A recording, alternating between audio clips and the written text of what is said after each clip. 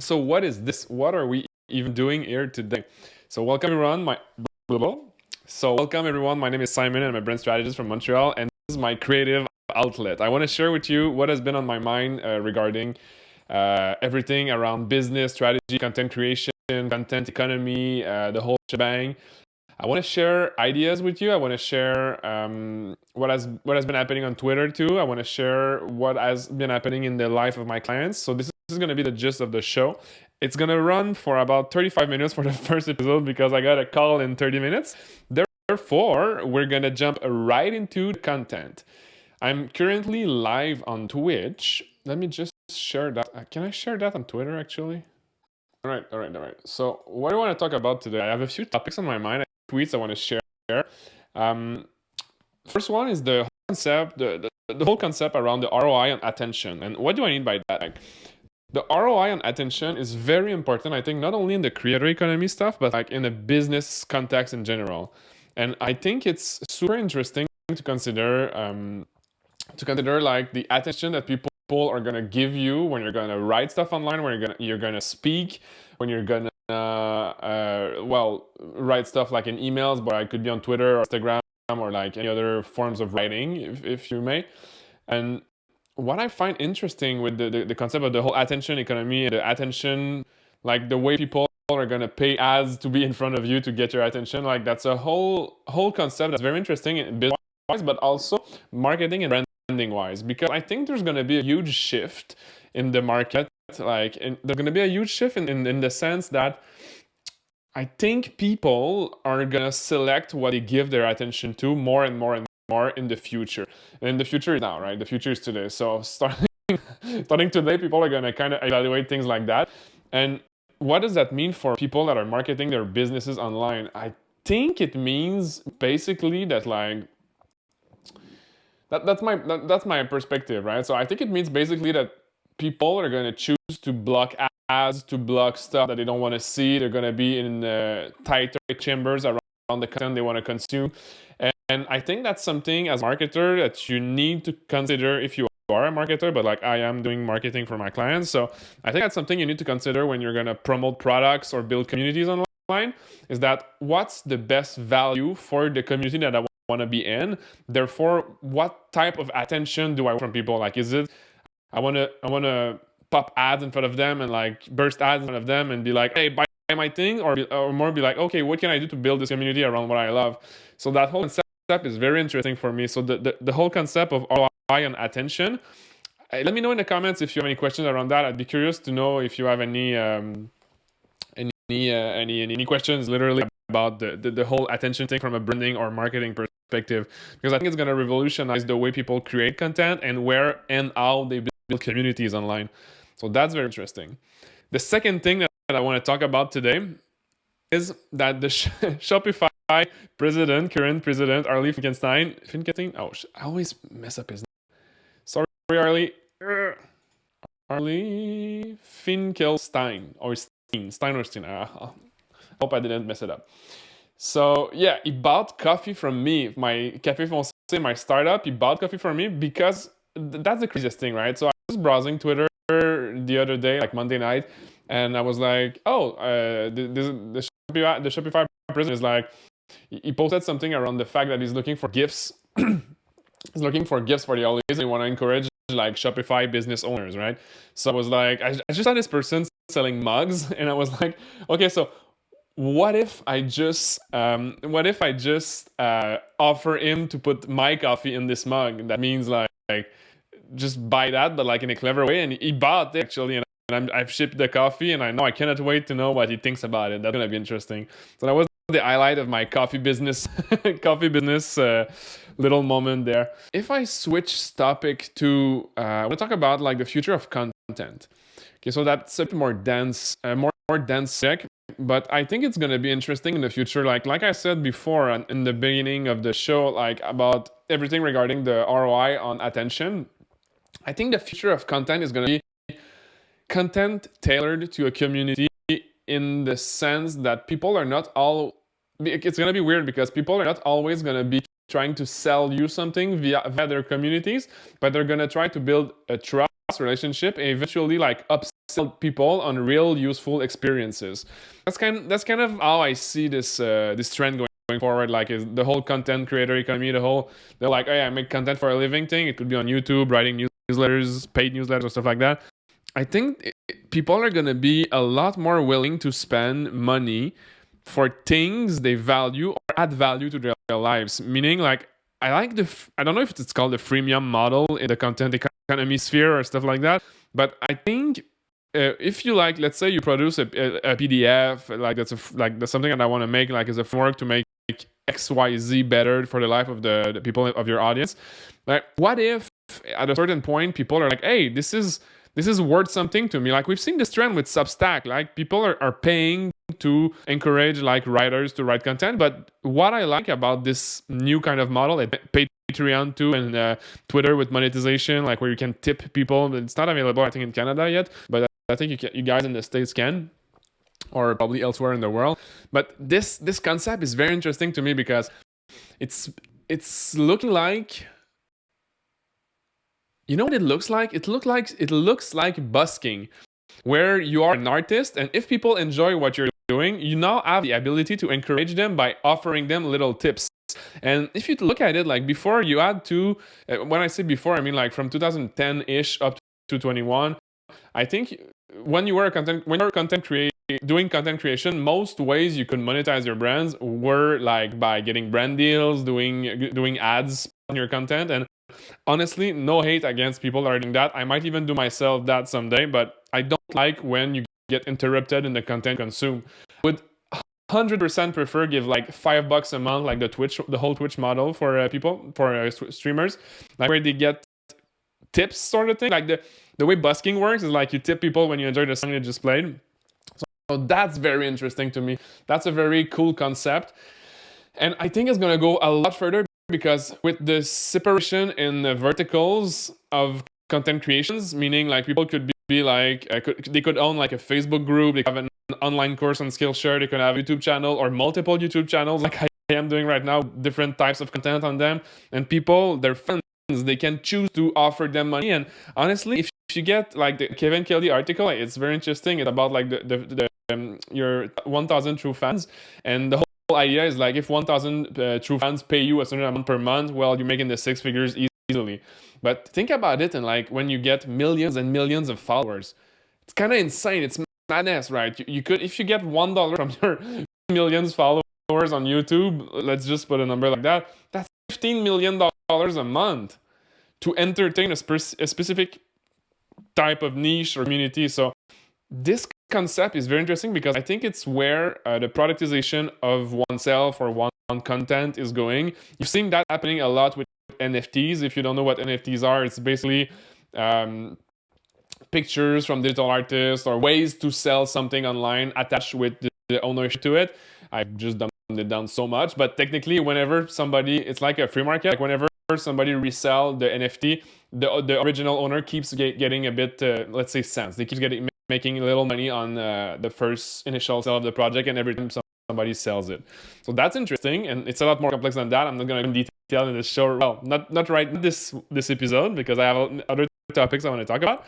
But yeah, the whole thing around the content creators economy, it's fascinating to me, and it's one of the main purpose of this show is to share what I'm enjoying. Oh, okay, it's still there, you. I don't know if you guys see. The cat is still there. So the main purpose of this show is going to be for me to highlight content creators that I enjoy. It's going to be me talking about anything and everything regarding creation. I might even interview people just for the fun of it and talk business with them. I want to do this for the next at least 3 months. I want to share with you what's been on my mind, because there's so many things I want to talk about that I'd never get the chance to talk. Like just within 1 YouTube video a week that I make on my main channel, it's not enough for me to blabber as much as I would like. So we'll see. If you want to join the journey, join the fun, you're more than welcome to join me on those conversations. I'll be streaming on Twitch for the foreseeable future to just test it out, and then uploading videos on YouTube and making the audio format on Spotify and all those platforms, everywhere where you can listen to podcasts. So yeah, the future of content is, we could talk a lot more about it. Like I said on the previous topic, if you have any questions regarding that specific topic, feel free to ask me. I love to brainstorm ideas and try to see in the future where it's going to go, how it's going to affect people, and the kind of businesses people are going to be having and building in the future. I wholeheartedly, I don't know if that's a word, but I think deeply and that people are going to be building audiences. They're going to tailor products to those audiences. And there's also going to be a pay what you want type of model. So if people don't see value in what you provide, they won't give you money, but you'll still build the audience because they'll technically download your stuff or consume your content, which is also a great way for a brand to say like, hey, you have an audience, can I be in front of it, right? So yeah, that's very interesting. There's many new ways to monetize your talents and your passions in the future, but not only your passions, but like things that could help people. Like I often think about this because me personally, I'm very interested about business, branding strategies and business strategies and the whole thing, and like psychology of people around why they buy stuff, why they choose to paint certain things, certain colors, like everything around psychologies and people and consumers. And so yeah, I'm gonna end this point here. I have a few other ones I want to talk about. So that was the future of content. We've talked about ROI and attention. The crazy thing that happened with the president of Shopify just bought my coffee on Twitter. That was kind of crazy. So be on Twitter, guys, because you never know what could happen. And I want to talk about employers' brand. I've been researching this lately because I've talked to almost 500 people in the last few weeks because I've been cold calling a lot to try to sell my program. And what's been crazy is most people are telling me, no, Simon, I don't want more clients because I want to... I don't want more clients because I can't respond to the demand. It's not that they have more demand; it's that they don't have enough employees to talk. They don't have enough employees to do the work that needs to be done with physical product, business, and services like brick and mortar stuff. So that's kind of crazy to me. Just think that like 2 years ago, people were like craving for new ways to differentiate themselves, their brands, their online business, their business online actually, in ways to generate more leads and get more people to work with them. But now, since the pandemic, it's insane. It's like people, it's like the consensus that I'm getting is like people don't want more clients. Like they want to be able to serve the client they have, because most small business owners that I've been talking to, because this is the niche that I'm working in, they're just overwhelmed because they work so much. So that's, I don't want to say kind of sad, but like it's sad they don't have a system in place, automated stuff and processes, and they rely on hiring people just to help them for the day-to-day operations. Like I get it when you need contractors to do some work sometimes, but your core business, of course, you need employees. The blood of any great business is like when you build a team around a vision, like you go for it. I believe a lot in the types of stuff, but like small business owner that they cannot grow because of lack of employees, to me that's just like position yourself better online. And not only that, but like if you position yourself better online, that's technically not guaranteeing, but like that's technically giving you a better chance to get more qualified employees and to help with your retention, right? So if people don't like to work at your place and they have a better option for a better salary increase, like 25%, 50% more at the next company next door, well, they might take the offer because they don't feel like they resonate with your brand. And something else around this brand and employer thing that I found very interesting, I was speaking with my wife about that the other day, and it's like there's two things, right? Thing number one is that people, there's less people in the market. Literally, there are less people in the market. And what I hear often is like Gen Z people that are, I don't know, 20 and under, are not looking for a job that are jobs that you're actively in them. Like kind of looking at jobs like crypto trading and stuff you can do on the side. Like they living is the core of their life, and they do jobs on the side, which is totally different from boomers, where boomers were just working their whole life and hoping to get some free time when they retire, which is kind of right now, right? So there's this huge thing where like less people desperately need the work, because I guess boomers made lots of money, and like some Gen Z parents, I'm guessing, right? I have no idea, like some Gen Z parents don't require their children to work as early as they need it to be. But on the other side, like specialized job, there's going to be a lot more open seats. And I have a friend that has a recruitment firm where he's headhunting basically people for specific type roles, and he says it's crazy. Like in his business, it's crazy. Everybody want to jump ship to a better option, like where the grass is greener on the other side, that type of mentality. And what I'm understanding from that is like, I think it's not just because it's hard to get people to stay to work with you. It's also because there's a lot more opportunity open for them to go to. So I don't want to say like years ago because I have no idea, but like that's my feeling with employer brand. And also noticing a lot of brands that have great online presence. Like they have great brands that are, I don't know how to say that, like brands that are displaying their culture online in a way that's appealing to people, not just like, oh, it looks cool to work there, but like, hey, I'm proud to work there. Like the type of jobs you would want to put in your LinkedIn profile, and not the ones that you're like, oh, I don't want people to know that I work there. So those types of businesses, that's weird because I never hear from them that they need employees, right? They always need an employee, but they don't need employee to survive. Like they might desire to have like more people in their team. They're always hiring because you never know like the churn rate employees are. But yeah, the whole thing is like how people are going to be positioning themselves online, people as in business, but like people too. It's going to be a great factor to attract talents. I think a great way also to control the distributions of the message of your brand. Like I was talking about that on Twitter just today, and I think the future employees, let's say, just the concept of employees in the future, it's going to be very, very interesting where people are all kind of going to have audiences on certain platforms for certain reasons. Like maybe they share their passion on YouTube, on Snapchat, TikTok, whatever they do to have build an audience. And those people will have a better leverage than people without audiences. That's a guess that I'm going to put out there in the future, and it's going to be funny to see if I'm right. Because if you remember, like I think it was early 2021, we've seen a lot of like TikTok in the kind of news circle around. Oh, okay. We've seen a lot of TikToks around like people from Dunkin' Donut doing like TikToks around I don't know, like recipes we're making there and like how it is to work at this place. And okay, sorry to bother you with that little cat. And yeah, the interesting thing about that kind of like employees or your content machine is that if people find it fun to work at a certain place, they'll make content around it. Not necessarily, but like they'll be able to talk about your business, therefore helping you recruit. Okay, it's not okay. Sorry for people that are watching. There's in the screen. Yeah. So that'd be very interesting to look forward to and look in the future. Like we're late 2021. I'm gonna touch back on this whenever it's something that's interesting that I want to share it with you guys, because that's gonna be very interesting to see what the heck is gonna happen with like what the hell happens. What do you guys think is gonna happen if everyone is an influencer in their niche?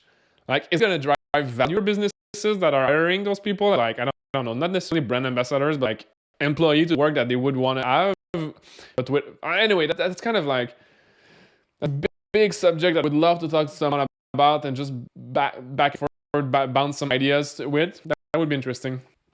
So moving on to the next topic that I wanted to share today is, one of my clients was asking me this week, like, that's very interesting actually. He asked me this week, should he buy this $500 software to manage his yoga business, right?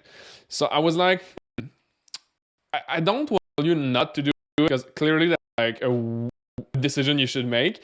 But the thing is like I have this rule that I try to apply to myself and my business is like, I don't want to spend more than 5% of my monthly recurring revenue or just monthly revenue on software.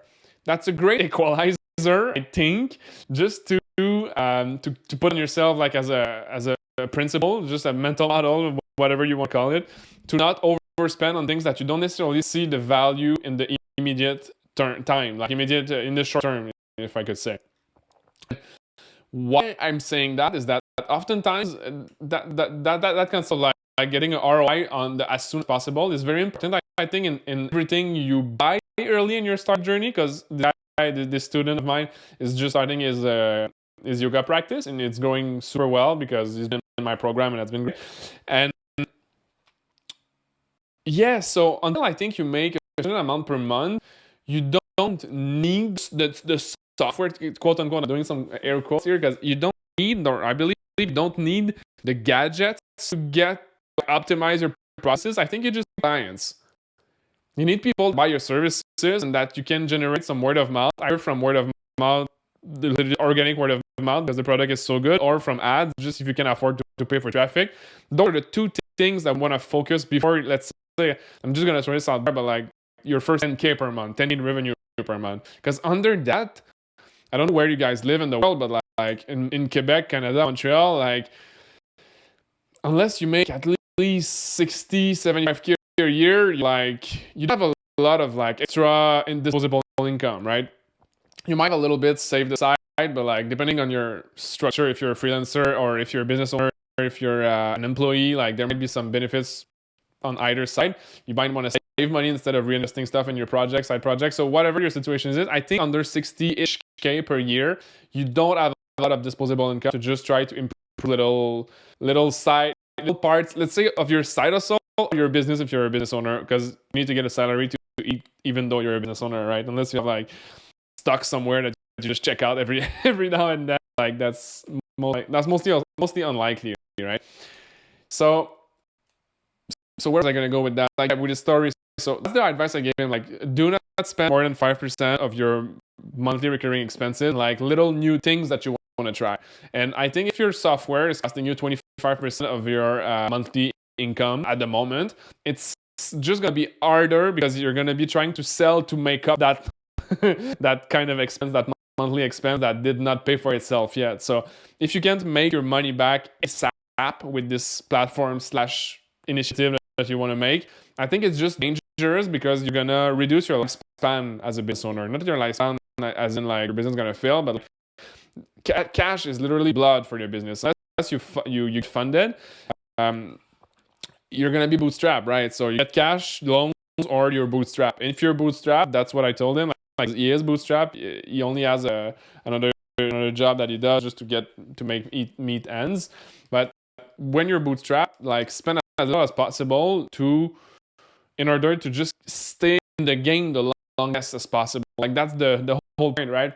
So the longer you can play, the longer you can apply new strategies, the longer you can learn what type of stuff work for you, what your customers want, where are the customers, because not every it's not every day that you have like a big realization about your business. You need to do some actions, you need to act a lot, and you need to learn from your mistakes too. So that takes time. And what cash does is it makes you save time. It makes you like some time to think, to try, and to do stuff that do not make you like waste money, I would say. So yeah, the 5% rule. Can let me know if you like this kind of like rule-ish, if I say. There's one more thing that I want to share with you. Like it's two tweets that that I wrote about this week, and they resonated a lot on Twitter. And I kind of knew they would because they were story based, and they're speaking to me also on a personal level, and people can relate to the way it can apply to their lives too. So here goes the tweets. I don't know if I can. Well, I'll just say them, and you'll be able to find them on Twitter if you want. So one goes like this: like when I was learning how to produce music, I used the following framework: imitating my idols. That's it. I took a track I loved, I deconstructed it, and remade it.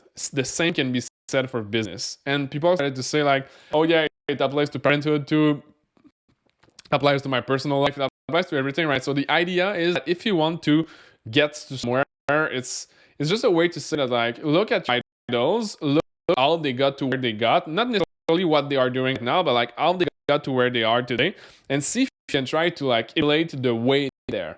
And I think that's a massive shortcut to just all the trials and errors that you would have done on your own. Like, I think it's so stupid when I hear people say like, oh, business is just trials and errors. Yes, of course it is trials and errors, but you can learn from the other guy that just did the same that you want to do, but like in a better way or whatever, right? So learn from other people's mistakes. That's what I think resonated with people too in that, because if you want to accelerate your growth, meaning like you want to waste time because time is a precious resource resource, and as a precious resource, like you don't want to waste them technically, like so it makes all the sense when you understand, when you look at it that way, right?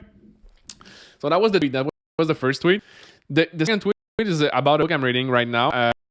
It's Sahil, the founder of Gumroad, that wrote that quote in his book, The Minimalist Entrepreneur. I'm just gonna read it out here. It's like I call it the perfect intersection. It's to build a successful business, you need to build something people love. To stick with it, you need to build something you love working on. So this concept of like enjoying the journey has never been more important than right now, I think, in business, because we have so many opportunities, and I hear and I see and I coach people that like are trying to start businesses that they're not really interested in, and I see that a lot, like okay, so what do I need to do right now to have a successful business?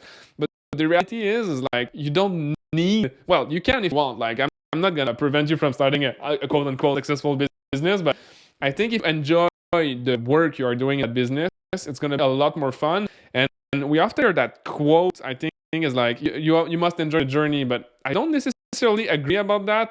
I can go in more depth later on another show or something like that, but what I think it is more important is that you must enjoy the time you are spending working at business as much as like, not as much as, but like it's also something that's important, that, and if it's fulfilling for you money wise, are you getting a good ROI on your time?